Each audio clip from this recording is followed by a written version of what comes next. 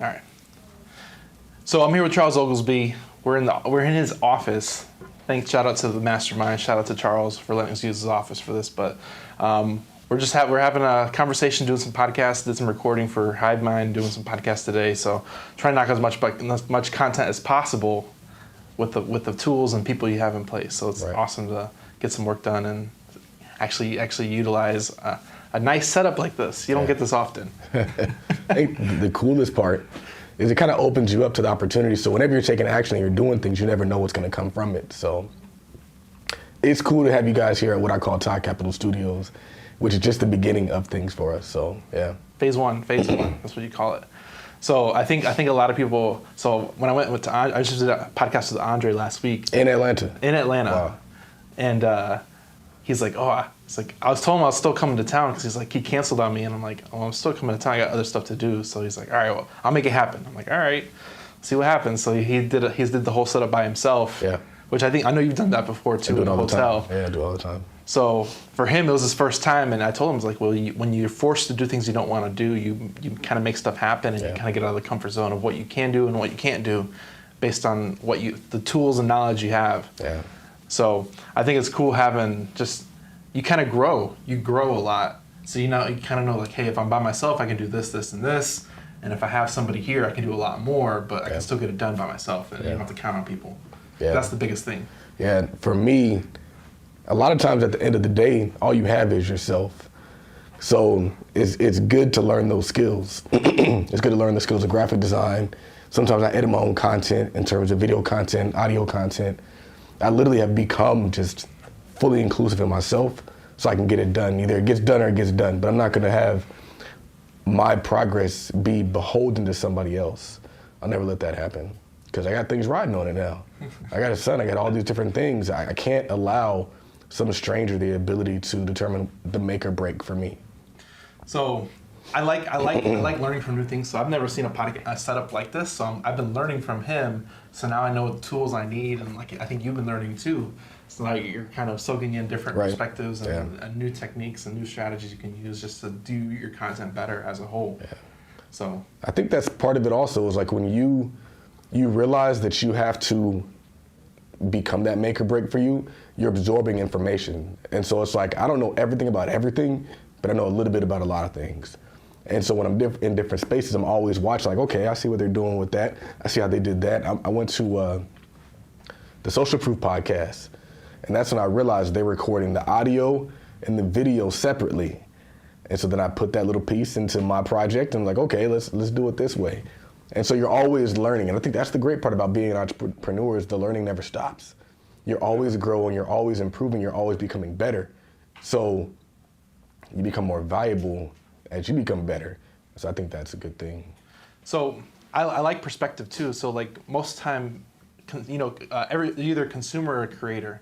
So like when people go to events, they're usually consuming the event. Whereas when creators go, we're trying to get new ideas, we're getting inspiration, we pick up like new techniques and strategies that they might have used for that event. So I like going to high level events just because you might get inspiration for your own stuff and you're like, oh, that was a good idea. Let me try and put that into this. So it's a different perspective from creator to consumer. Absolutely. It's I was at the Charger game, and the Chargers have all these different brand partnerships. And one of them is a casino, and the casino's like, hey, for coming to the game, we're giving you a $25 credit. I was like, you can't do that with $25. That is marketing.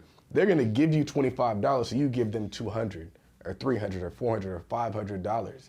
And so you start seeing the marketing and the business behind everything, because everything is a business. Every single thing in this world is a business. So I think that it's, like you said, it's a gift and a curse. Yep. But I think it's more of a gift than a curse, because you learn how to keep your money because you're so used to trying different ways to get other people's money. So I can see through the things you're trying to put in my face to take the money that I have. So every business starts with marketing. If you don't know that, every business starts with marketing. So once you learn marketing and different techniques and strategies, you can use those to your advantage based off of other people's even copy. You can copy people's copy and kind of make it your own and kind of own that. And most people don't even recognize that you copied that copy from somebody else. Yeah. And it's a lot of even like we're watching the Chargers, they do marketing at a high level. Yeah. So, and even the casino thing, what you said, giving away money for free. A lot of people think you're crazy. So I heard this from Anthony talks about this all the time. Is that when he was building PayPal, he was actually giving money away for just to get people to use the product or service. And Anthony was like, well, you know how much money? I think he was giving away like $20, $25 per user that came in to use PayPal. And he asked me, he was like, how much money do you think he gave away? And I'm like, maybe $10 million. And he said they give away like $70 million or something like that, just to get people's eyes into using the product. And then once they have the product user base, they can take that to $1 billion. Yeah. We've seen that with Robinhood. Robinhood gives you free stock. Webull gives you free stock. And there you go. It's a lot of times that's business, is you have to spend the money to make the money. We all know that. But that's one of the things that I've seen is I stopped running ads as heavy this year. And I started being able to tap into my audience, but I wasn't growing my audience. And so I had to go back to put in the thousands, whatever that number might be, per week into building the actual business that would allow me to do those crazy numbers in 2020, 2021. If you stop putting the money in, you're gonna stop bringing the money in. And so you might see, somebody said like, you don't wanna look at the cost, you look at the leverage. So you're not looking at the 70 million. The average person's looking at the 70 million. The above average person's looking at the billion, the money that's coming back in. They're not looking at the $25 going out, they're looking at the 500 coming in. And especially because you can't even use it unless you use their service. So I'm not just giving you $25, I'm giving you a $25 credit. I'm giving you stock on my platform. So now you have to go onto my platform, learn how to use it, open an account, give me all your information. Once you start doing all that stuff, you're not going anywhere. And so we have to learn how to incentivize people, but also capture them in the process. So I don't just want to give you money. Like, no, I'm purchasing a lead. People, they spend a lot of money on leads, but they're not willing to do creative things that are going to bring in leads. And so there's companies that will just sell you leads flat out. Like, oh, you want 50 leads?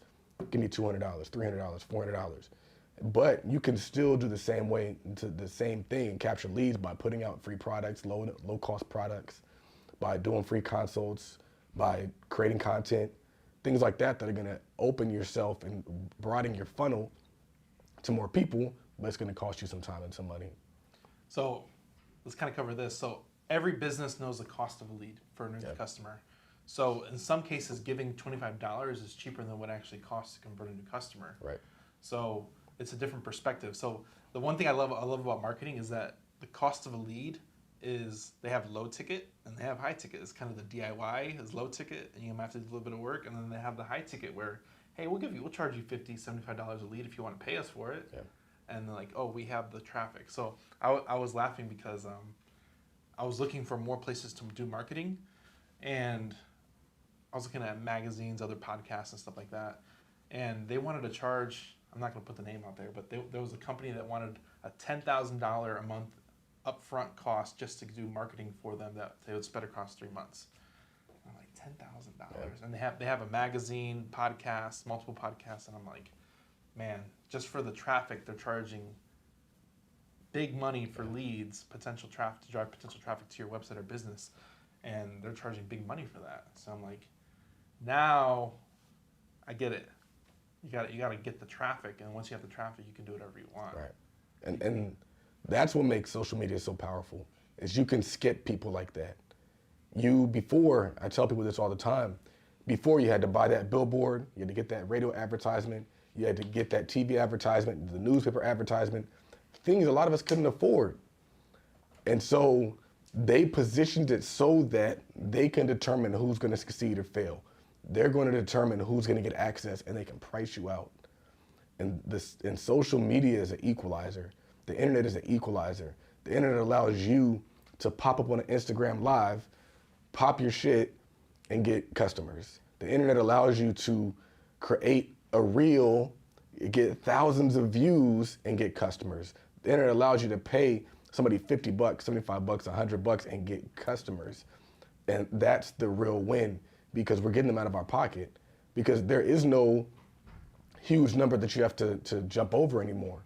So if I'm paying you $20,000 to get access to your advertising and I make $20,000, it's not worth it. Social media, if you give somebody $20,000, you're probably gonna make 200 grand. You can probably make, you can 10x your money. And I used to tell people this all the time, like, you guys are underpricing.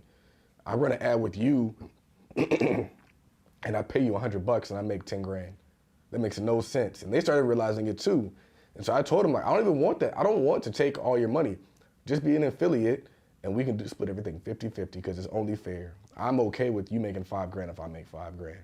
But back in the day, they didn't care if you made money. So I'm dealing with companies like Black Wealth Renaissance, Black Millionaires, Black Success Today, people who I want to make sure that they're getting fair value for what they're giving me. But I can't say the same thing is true for the person with a billboard. They just want the money. They don't care. And those billboards are not cheap. And so social media is truly an equalizer, especially because in a lot of ways we run social media. We got the most followers, we got the most swag, we got the most everything.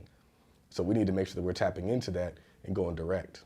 So let's talk about the power of creators and the creator economy. So a lot of people, they think, I'm really glad you hit on that because a lot of people think like, oh, I'm nobody.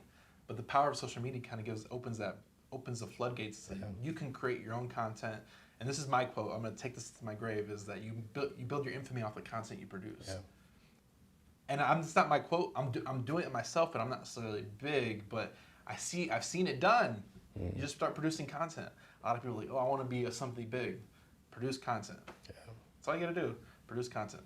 Yeah. Record podcasts, do videos, do interviews. Show up. Once you show up, people. I think you say this all the time. People don't know who you are. Yeah.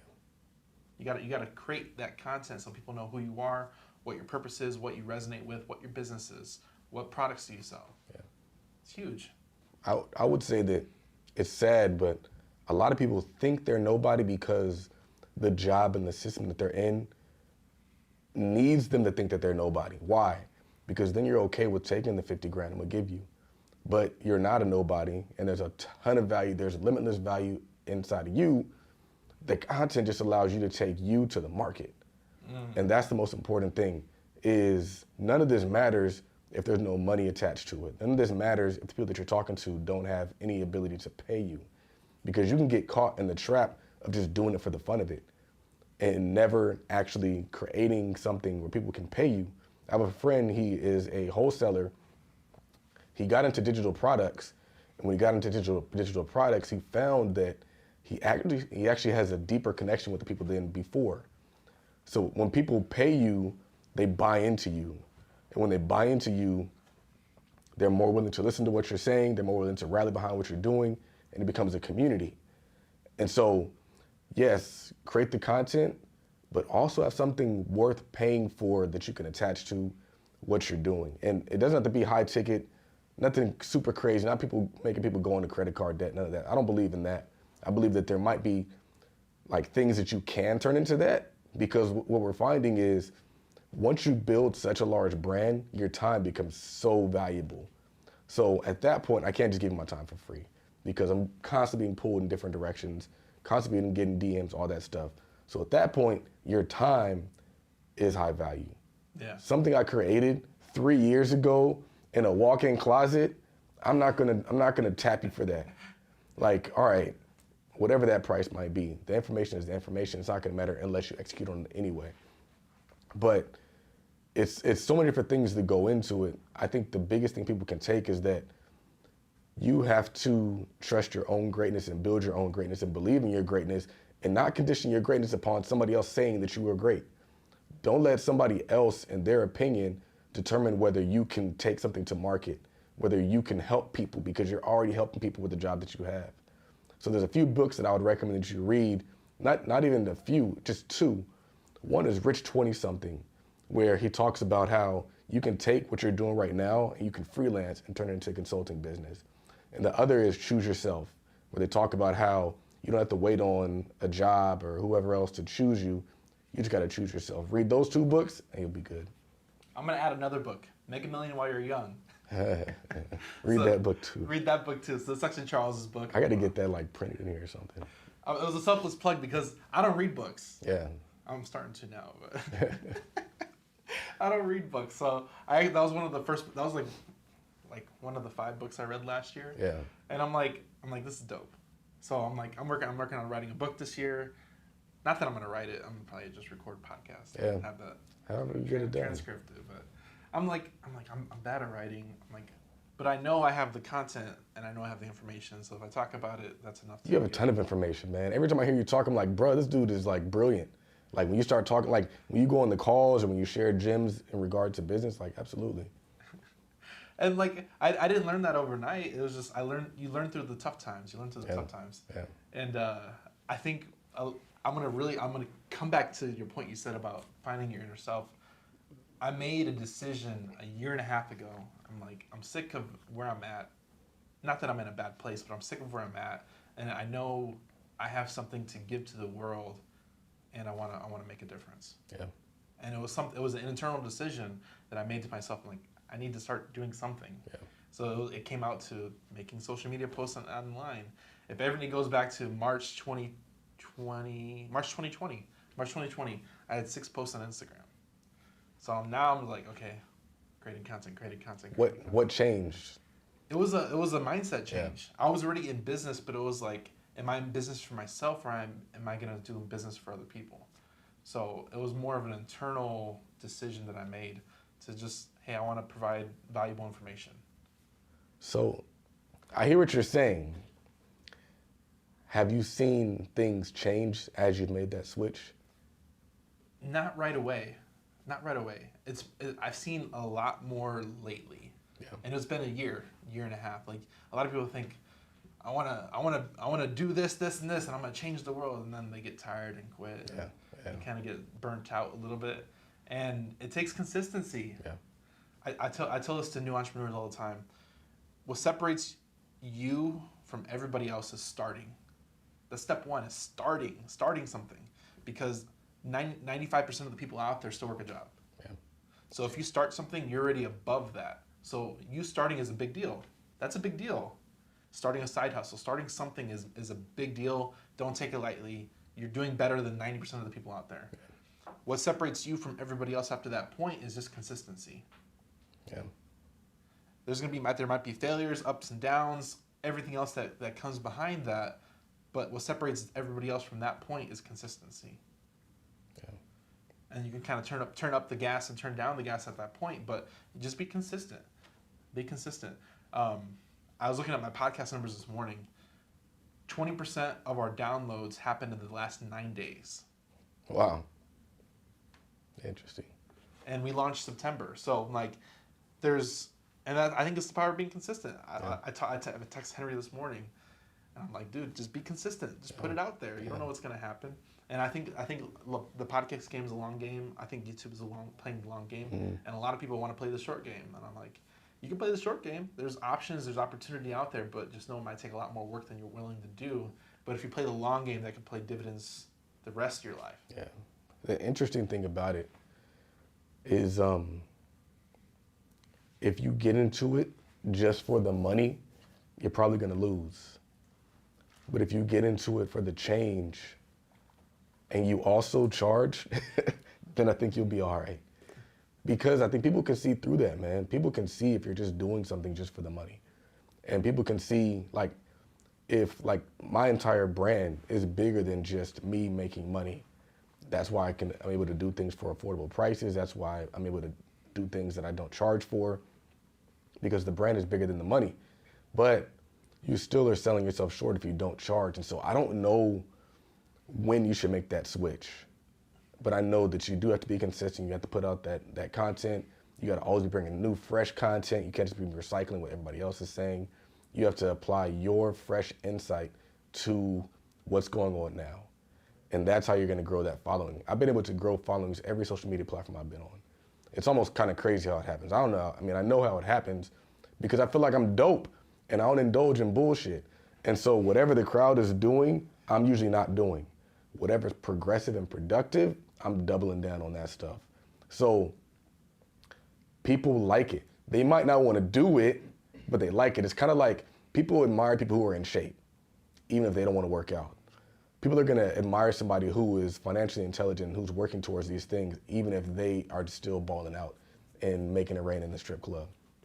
And so I think I just stay in tune with that. That's my version of physical fitness, although I am working on my physical fitness. But my version of physical fitness is like financial fitness, wealth fitness. And it's always been, and It could be for superficial reasons. I like cars.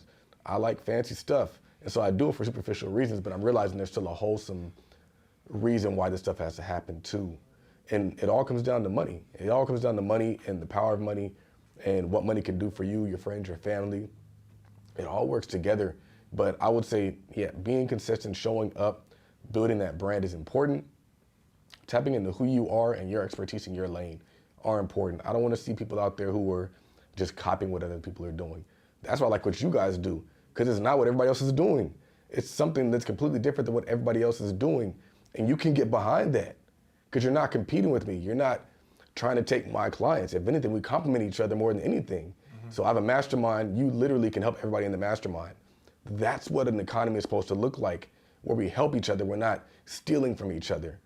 And that can make things difficult for business for everybody involved. And we're thinking, oh, it's a business thing. It's just like, no, like everybody can't sell candles, fam. Everybody can't sell like t-shirts. Everybody can't sell that basic stuff. You need to pick a lane that's unique to you and run full speed to it. And don't try to copy what somebody else is doing. And we all win that way. It's a lot of opportunity in a blue ocean. Yeah. Tons of opportunity. And I think you mentioned that in your book, finding a blue ocean. They see people be successful and like, ooh, that looks good. Let me try and copy that. Or the people steal your course and rebrand it and kind of go that direction. Like, have you heard of that concept before? What? That book, The Blue Ocean Theory? No, I haven't. Oh, well, that's cool. That's cool. I like that. So a lot of people, like somebody else was like, you need to read more books. I'm like, I'm inspirational. I don't need to read books. But I'm trying to do better. I think I'm about to finish my first book for the year. Which book is that? I can't even remember the title. I read almost the whole thing through my flight when I went to Atlanta. So I got like 20 pages left. What's it about? It's about building leadership. Okay. Building leadership. What is dope about it is Wealth Squad. I saw his NFT robe this morning. Yeah. And I'm like, okay, that's cool. And then I saw one of his users, he's like, I'm going to do one call a week teaching leadership. Yeah. I'm like, that's what's important. Yeah. It's important to build, you need a lot more than just your subject offer, and that's something we're trying to launch in the future, is that we're trying to cover a lot of different subjects because a lot of people, they need a lot of help. They missed a lot of information in school. They were taught, they never had a father teach them that stuff. Yep. And it's just one of those things where if you can fill in a lot of gaps that people have personally, you can push people to be a better version of themselves. Yeah. So I like what you said earlier about people don't know their capabilities and their true self of what they can be. And what I'm trying to do is I want to bring that out. Sometimes it's making money. When you get money, you kind of realize what you can do. You gain confidence. You walk differently. You talk differently. And you have a certain swagger that comes with that. But then you start learning, okay, I have faults too that I need to fix and correct.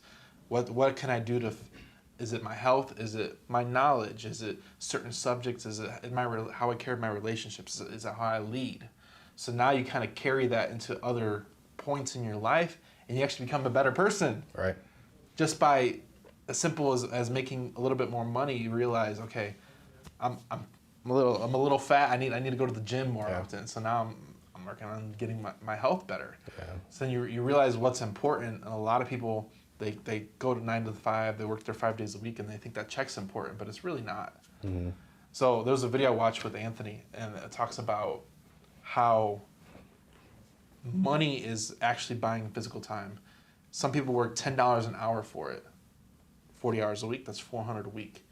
If you can make $400 in a day, you just bought a week worth of time by selling 4 courses in most people's scale. So when you start making more money, you can now hire employees. You can now put more output into your direction and just in your business. That's where you create more money. Yeah. So a lot of people think, how does Elon Musk become the richest man in such a short time? He's found a way to collapse time and make more money in such a short amount of time that he's able to now, he has time availability. He can hire 10,000 employees like this with a snap of a fingers, and it doesn't affect his pockets, which is huge. Because that means if I want to start a business, I can take it to $1 billion with a flick of my fingers just because I can buy that time now. Yeah. You can create new products. You can be a trailblazer because Elon's a trailblazer. Yeah. So I think by him trailblazing at the start, he's being able to buy time to create more things in the future, and he's become a pivotal leader in the business space and technology space just by being able to buy time. I hear what you're saying. I think it also speaks to the leverage of business because being able to spend money is one thing. Being able to spend money on things that are going to 10x your money is another. And so Elon, if you guys track back his career, he's created like a software company, something like that. It's either a software company or a game or something. He sold that, he took that money, and I want to say that's where he used the money to start kind of investing in PayPal. And he didn't even invest in PayPal. He was in a company that was similar to PayPal, did something kind of like the same lines, and they merged together with him and Peter Thiel and the other guys. Flipped that, then he put that into more businesses. And so that's where I'm trying to be. I was watching a podcast this morning with Magic Johnson. He bought a company for $20 million, turned it into $1 billion company. Like that kind of stuff is just amazing because it's hard to really explain because a lot of us don't understand it. A lot of us don't understand the concept of taking 20 million and turning it into $1 billion. It just doesn't make sense. But that's what Elon Musk is doing. And I think to take it back to the beginning, it does make a difference when you're not first making money for survival instincts. Because a lot of people, they can't truly develop, like you were saying, until they actually get the thought of having to stress out about paying bills out of their mind. Then they can read books and take courses and do extra things. Like I'm in a class that has nothing to do with making money. Not every Tuesday for 2 hours, I'm in a class so that I can be better for my family. It has nothing to do with, am I gonna make $1 million? I can do that because I got the time and I'm not over here stressed about how I'm gonna pay for my bills. And so I think when you said that, like that kind of triggered, I was like, that's true. Like you can actually smoothen out those surfaces and sand down those edges that somebody who's stressed out, they might not be able to do. Like for me, I had to give up alcohol because I realized like alcohol was fucking up a lot of shit. But a lot of people who don't have financial freedom, they drink to get a sense of freedom. And so they can't really work towards something that's gonna make them live an even greater life. And not drinking alcohol allows you to live a greater life because there's so many negative things that come with alcohol. I've lost a lot of weight just because I don't drink alcohol. I'm always 100% there because I don't drink alcohol. Whereas before, I was turned up all the time.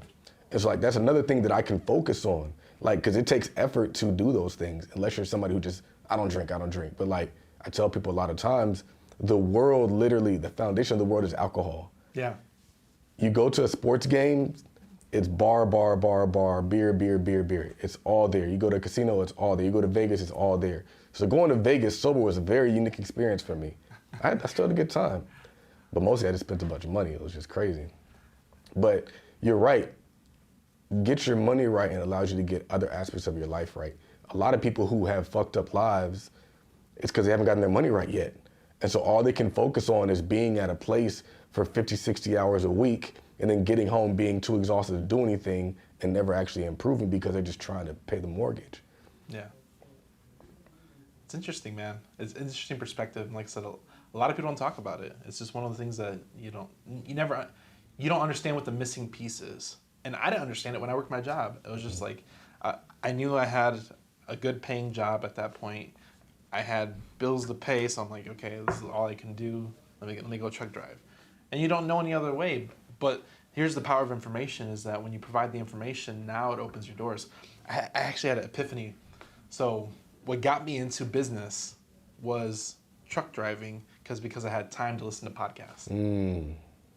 So one of my biggest factors for starting a podcast is because now I got to get back to the community because that's where I came from. Yeah. I was going to say that a lot of the information that you get that allows you to grow comes from books. Like almost everything that I'm doing now came from a book. And that was one of the things that I admired about the Bigger Pockets podcast is every episode, all they're doing is talking about different books they've read. At the end, they're asking you questions about different books. Like Brandon Turner is where he is because you just sat down one summer, just read. So I think that books and podcasts are definitely helpful because, I mean, the right podcasts. The right podcast. Some of these podcasts are just long sales pitches. But there are some good podcasts out there with good information, actual information, and they're not actually trying to sell you stuff. So shout out to those podcasts. But yeah, you're right. The information, 100% the information, the environment, the exposure. You got to get exposed to these different things. And so people are always wondering, like, why are you at the Ferrari dealership? Why are you at the Lambo dealership? Why are you doing these different things? Why are you looking at the Rolexes? Why are you looking at all this stuff? Because the mindset is different. The conversation is different. And you're going to find out who you need to become when you're in those environments. So environment is so key, not only being in the right environment, but making sure that you avoid the wrong environments. Because sometimes those wrong environments can be attractive. They can pull you in. They might be familiar. They might be your friends, your families. But if they're not getting you to where you want to be in life, you got to remove yourself immediately. And so those things are highly important. I'm very big on environment and exposure and intentional exposure. Go stay at that hotel, go eat at that restaurant, go talk to the people that are there, and it'll take your life to the next level. Man, I think, you struck a nerve because like, the environment can make or break you in a lot of different ways. And I grew up from Chicago, so I've actually had family members get shot from gang violence from that just because they're in the wrong environment. And they think a lot of people, that's the only way to go from that position. And it has to be a mental change that you don't want that for you and your family that makes you kind of step out of that. Yeah. I think what's interesting is I forgot the kind of where this thought triggered, but I realized like I don't really, so we're in Southern California. Southern California means a lot of different things to a lot of different people. It can mean Beverly Hills, it can mean Hollywood, it could also mean Compton and all that stuff. But what's interesting is I was like, I don't think I could ever really get caught up in that stuff because I don't go to those spaces. Yeah. So even if I'm in Inglewood at a football game, I'm not going to that store right there, fam. Because I see it's just not the environment. I see folks hanging out outside.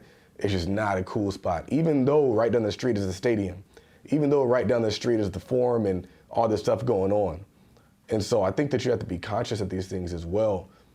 Even if you're in that environment, you can't be of that environment. Even if you're in that like Detroit area, you can't be of that Detroit. It's interesting. It's I psychologically or mentally, I just always have made sure to stay out of those spaces because I don't want the problems that come with those spaces. Even if you're just an innocent bystander, you can get caught up in some negative stuff that can affect your life permanently. I think where this is going is like rappers. They might be doing big business, but they're in the wrong space of that business, and then they end up. I hate seeing the rappers get killed, and like, man, they had so much potential. They could have done so much good to the world, but they're in the wrong space, and it's just this tragic ending. I think that was kind of what triggered the thought. Is I put out a tweet and I said, like, you don't see a lot of these successful entrepreneurs getting gunned down. Because they're not in those spaces, man. They're not out there trying to prove that they're hood and they got street cred. Like, that's just not the place that you want to be. But we've seen it happen with all these rappers who make some money and they still think they got to be a part of the hood. They still got to be down with the crew. And maybe because of the industry that they're in and the things that they're talking about, maybe that just comes with the territory. So if you're rapping about being hood and being down, you got to be in the hood and be down. Otherwise, people aren't going to listen to your stuff. But if I'm talking about the stock market, I can be in a high rise in a suit and nobody would care. So it's interesting that you say that. The dynamics suck. I don't want it to happen because we've seen a lot of people get shot down and killed recently. A lot. Too many for the narrative to be Black Lives Matter. People don't like when I say this, but it should be Black Lives Matter on the whole, not Black Lives Matter if a cop does it. Yeah. And if we can get to that point where like legit Black Lives Matter, the community would be good. Yeah. We'd have property values, we'd have all these different things. Everything would be functioning and running. And that's where we should aim to be, and hopefully I don't know if we'll get there, man.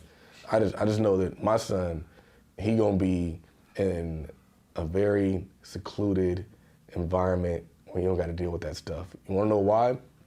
Because I don't want my child's success to be contingent upon somebody else doing right.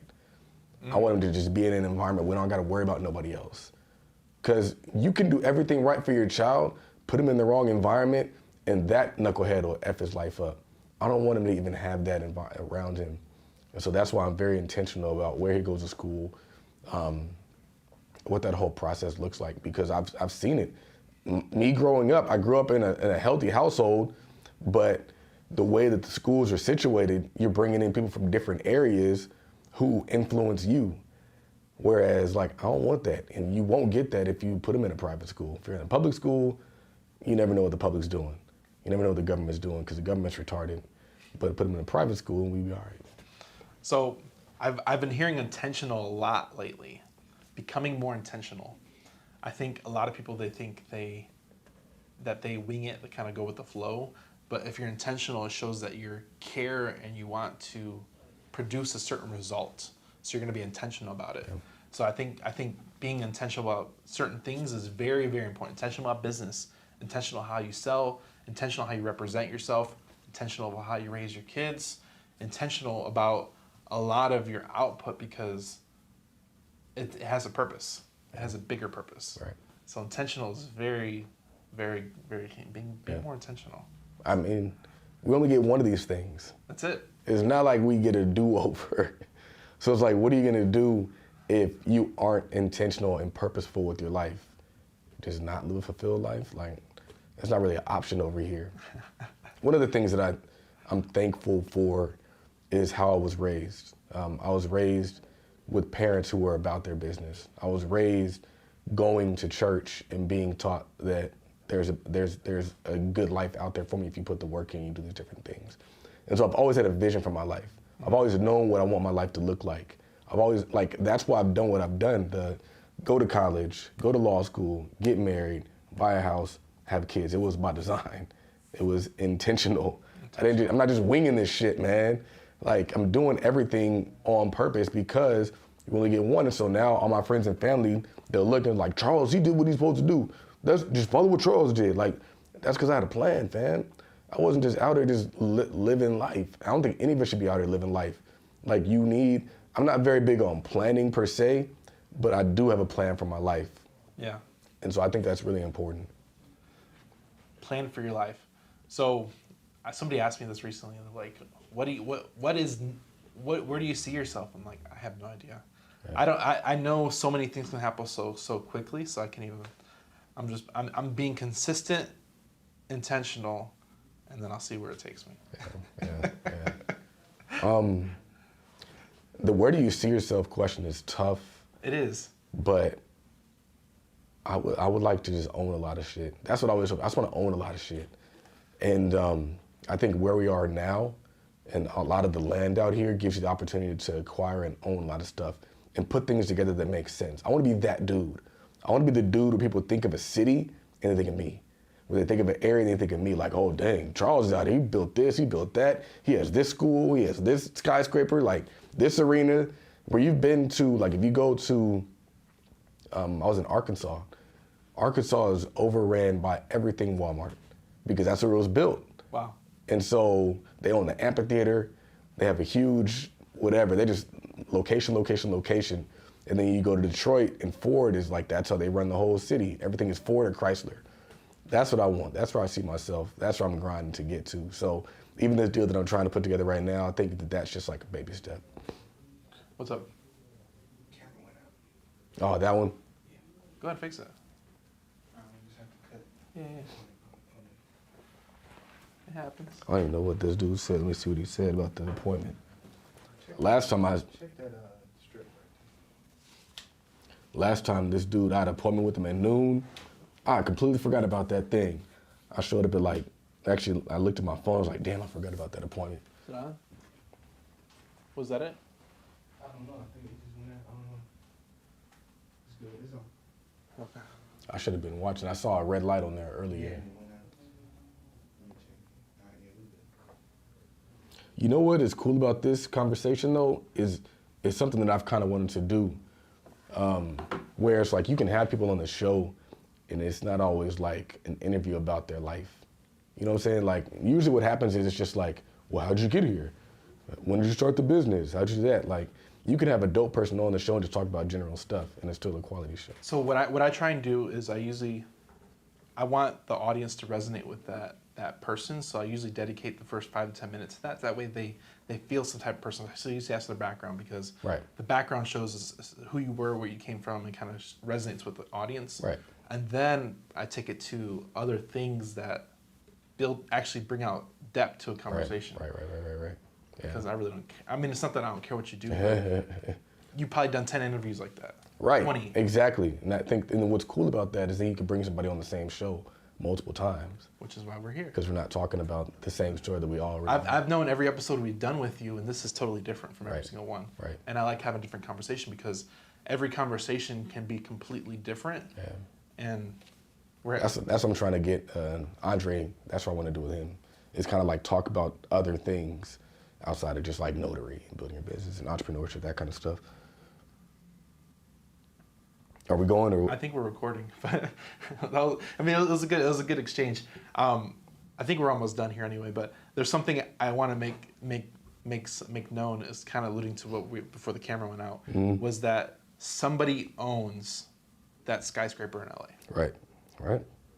And you know what's crazy about it is it's all numbers. Yeah.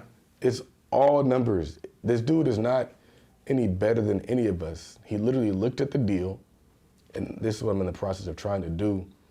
You look at the deal, you look at the debt, you look at all that stuff, and you start putting things together to make it happen. I interviewed some dudes who bought a 52 unit in Detroit. And as we're having the conversation, you realize they didn't buy it, they put together the deal. Yep. And so in this deal, you have 15 other people. Yeah, capital partners. They even had a dude that signed on debt. Like oh, wow. Right. They had a dude who all he did is like, he's a guarantor. He's big money stacks. So I was like, man, there's really no limit to the things you can do. Not in real estate. Right. Not in real estate. So put together the deal. A lot of people think they need everything all themselves. 90% of the people want to get into real estate, but they think they need the capital. Yeah.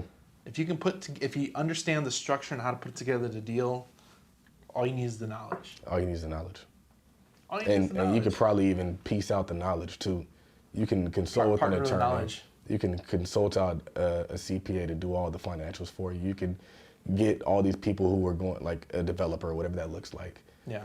So that's where I want to be. I want to pull up on some dirt and say, all right, this is here. All this other stuff is here. What can we do? I feel like every place in California is affordable housing. That's every time I see dirt, I'm like, affordable housing. Especially this year. They passed the law where now single family are now multi-units. You can build up to like 5 or 6 units in some places everywhere in California. So right now, if you think about it, California's on sale. I think I did see that, yeah. California's on sale. It was a law passed in the first for this year. So California's actually on sale because now you can build ADUs, multi-units, duplexes, triplexes. We don't got a lot of those out here. We don't have a lot of multifamily properties in California. And that's the problem. Yeah. That's why they're adding ADUs where you can convert your garage into a unit, Yeah. parcel it off, and now you have a duplex. I should turn mine. Yeah, I think California needs it. And a lot of times what will happen is we'll point at a need and we don't realize that's opportunity. Opportunity. Like, people are leaving the state. People who are in the state are living with their parents. Like, come on, man. I don't care what you don't go to the existing home developers to get the answer on whether you should or should not build affordable housing. Because I've done that. Yeah. When I was working in the family office, we were residential real estate developers. And I'd always ask them, like, man, affordable housing, dude, affordable housing. They were so out of touch. They rejected every idea. They said, this will not work, bro. But it will.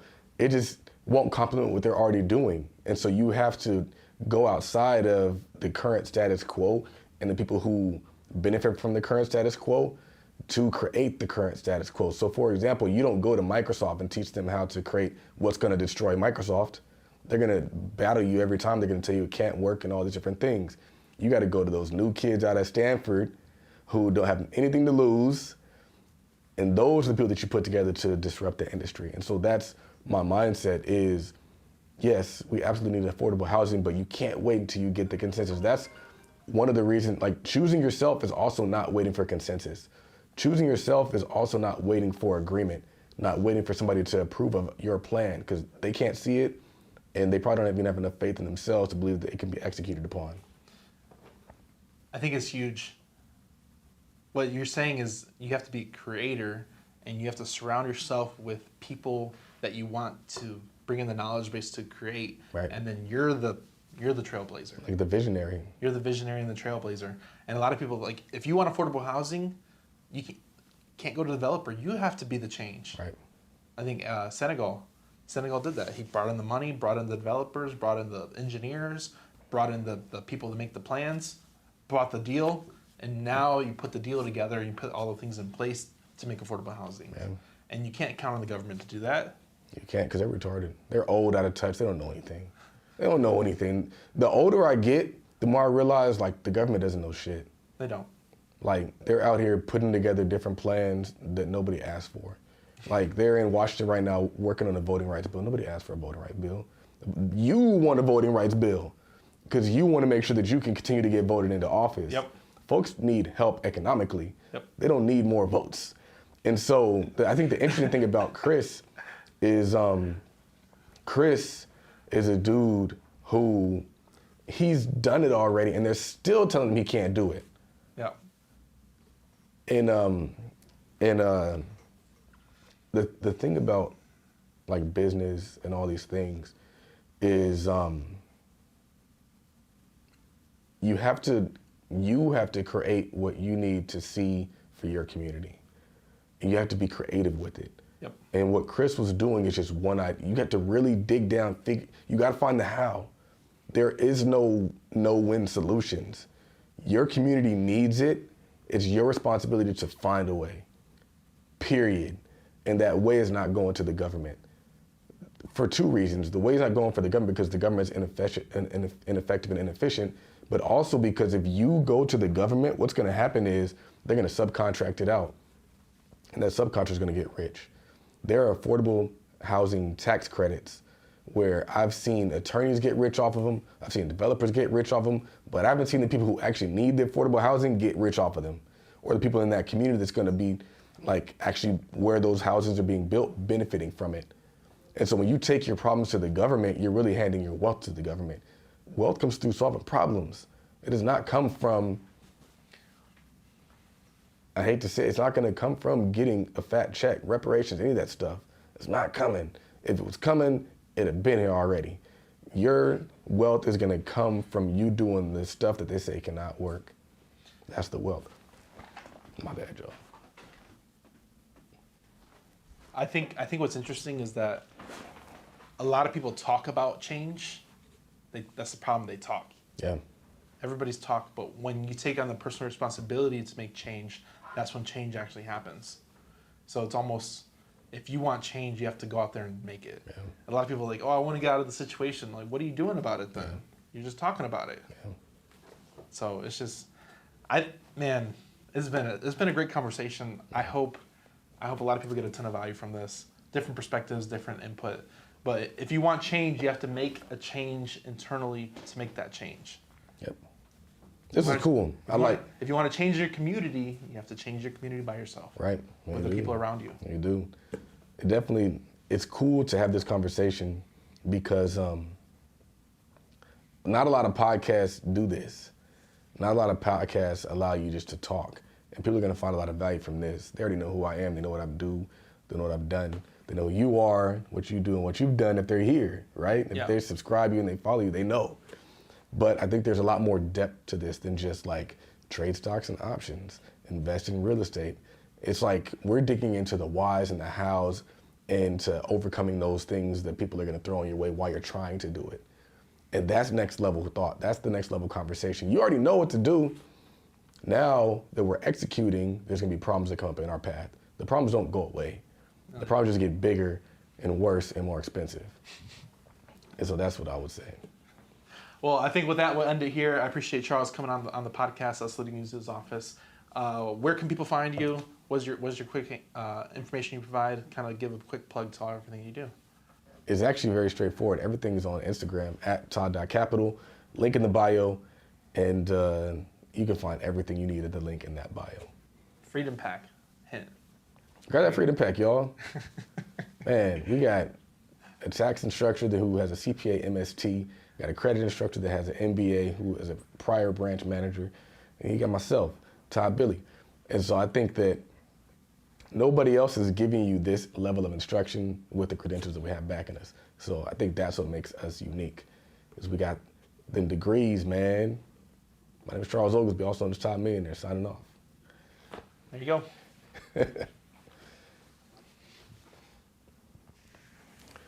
That was cool. I got to check my Instagram live. I definitely streamed the whole thing. I don't know if we had people actually watching it. When it gets